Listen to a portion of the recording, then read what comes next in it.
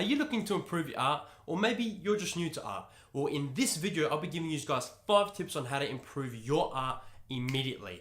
And the video is going to start right now.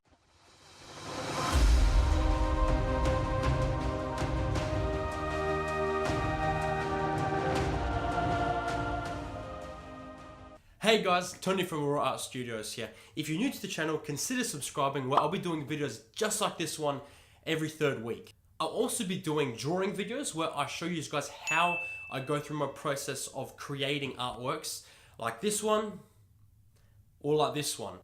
And in between, I'll be giving you guys tips on how to improve your art as well. Now make sure you stick around to the end of the video where I'll be giving you guys a bonus tip, and it's definitely a juicy one. Okay, so tip number 1 is to use reference. Now reference is a compile of images or artworks that you can use to refer to when drawing a certain aspect of your artwork. Now this could be as easy as just needing to know how abdominals look. So what you would do is you would find an image on Google of abdominals like this or like this. And so now you know exactly how the abdominals are structured when it comes to the human body, instead of you having to do it off the top of your head or look at your gut. But if some of you still think that this isn't an important tip, I'll give you an example. So try and draw me a train. Any train, okay? You're drawing? How is it looking? I bet you it's not that detailed, right? Well, that's probably because you have no idea what a train looks like off the top of your head. There's no way that you guys can remember every single little detail of what a train looks like just from memory. Now, there are some instances where you've absolutely abused, like with me and muscular looking males due to Dragon Ball artworks, but essentially what's happened is that reference is up here.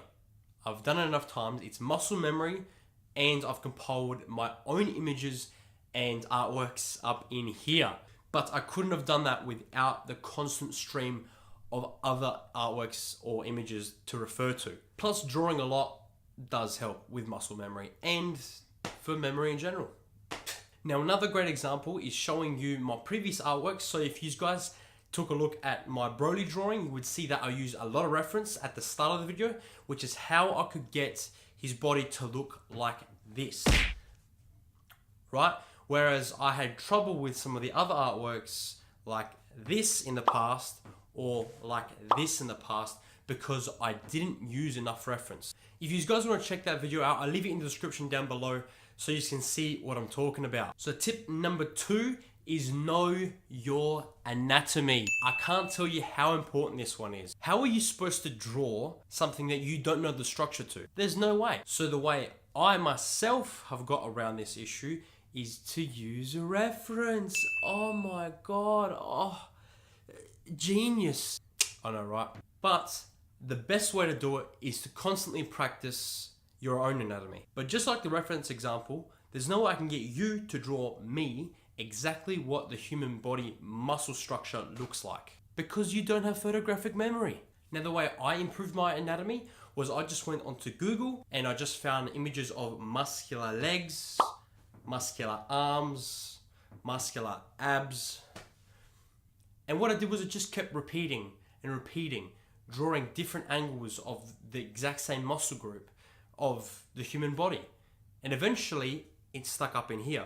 Now, sometimes I do still need to use reference, which is why I highly recommend using tip 1 and 2 together because it's the best way to help improve your artwork right now. Okay, so tip number 3 would have to be just use the internet. Just use the internet. What do you mean? Well, the internet is a huge platform with a lot of information.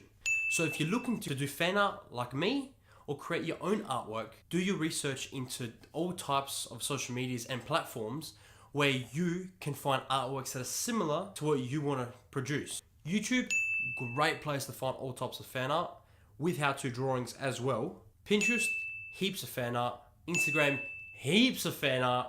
And Google Images, everything. So drawing fan art is really easy when you have all these different options in finding images to help progress the way you draw a certain character.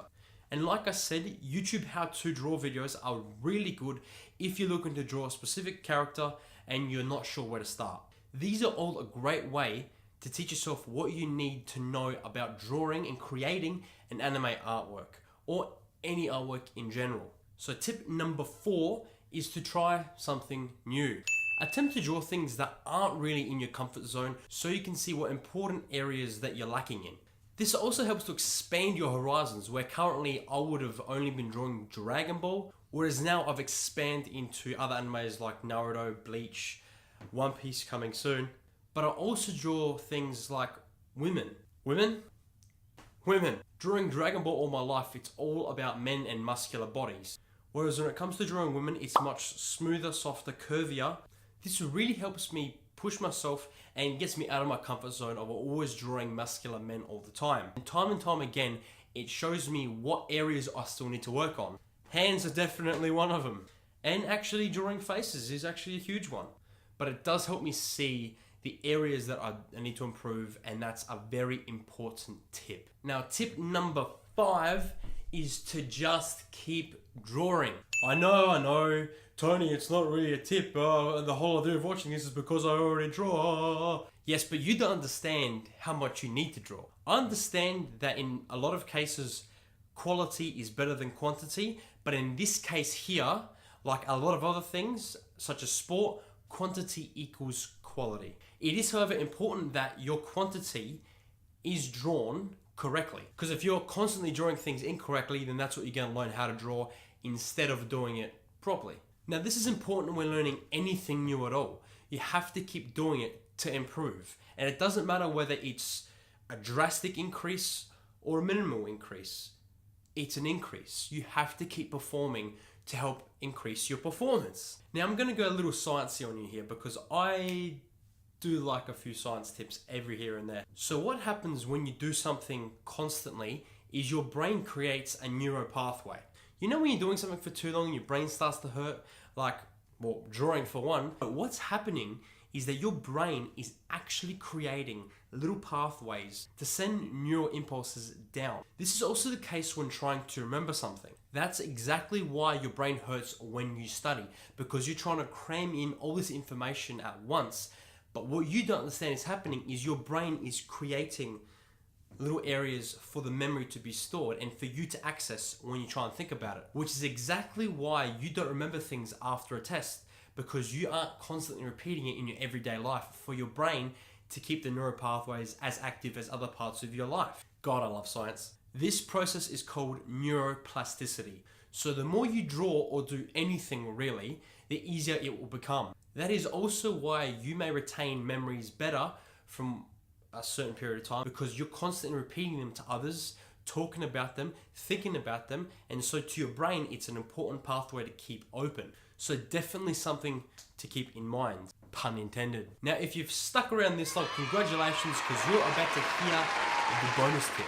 Ooh, what could it be? He said it was going to be juicy. Well, it is. Now, this tip isn't something that a lot of people would have told you about.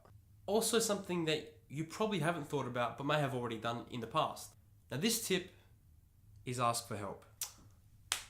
I stuck around for this tip. You did, and it's going to be worth it. So when I mean ask for help, it's a few things. For one, I would say to get advice from someone who's been doing art longer than you, so then they can tell you how they develop their own art, and maybe you can get a few tips from them. And 2 is to get someone else's opinion on your own drawing. Now, when you've looked at an artwork for too long, especially one that you're developing, it takes it out of you. You're not seeing things in the right light, as if you were just walking into a room and seeing it. So sometimes what I would do myself is I would step out of my room for 5 to 10 minutes, come back in, take a look at my artwork and see whether I still like it. Now, that's a great way to see whether your artwork is exactly how you want it, but a fresh pair of eyes from someone else's mind is probably the best way to look at it. Because remember, the artwork isn't just for you, it's for your audience. So if the audience doesn't understand it, or like it, or see something wrong with it, then you got a problem.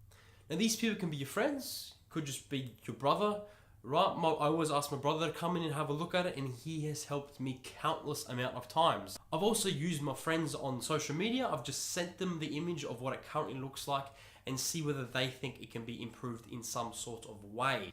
And even if you have a Facebook page, an Instagram page, It's perfect to see what people's reactions are to what you're creating halfway through. Something that I would still need to improve on myself. Now, I love this tip, and I give it the bonus tip because it's just so important to me. I can't tell you how many times I've been confused. I don't know what seems wrong with it. I feel like it could be the perspective of it. I feel like maybe it's the way I've drawn a hand. Could be the way I've lighted it. But then I bring in my brother, like I said, and he tells me what he thinks is wrong with it. I add it or remove it, and then there you go. So please, please, please, I urge you to ask others for help and to see what others' perspectives are on your own artwork. Alright guys, that's the end of the video. Thanks for watching. Give the video a thumbs up if you liked it and if I helped you out. Tell me what you thought of the video in the comment section below, and also tell me what I can improve on, and please tell me what you guys would like to see from me to help improve your art. These 5 tips and bonus tips were great, but there are definitely some other things I could touch on. So don't hesitate to ask. Before you leave, make sure to subscribe to my channel. I'll be making more videos like this, like I said before. It'll be a huge help to me. Alright guys, I'll catch you on the next one. See ya.